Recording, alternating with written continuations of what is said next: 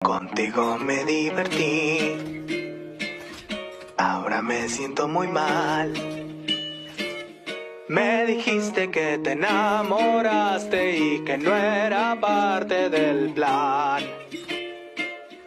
Cuando me dijiste adiós, el amor nunca volvió.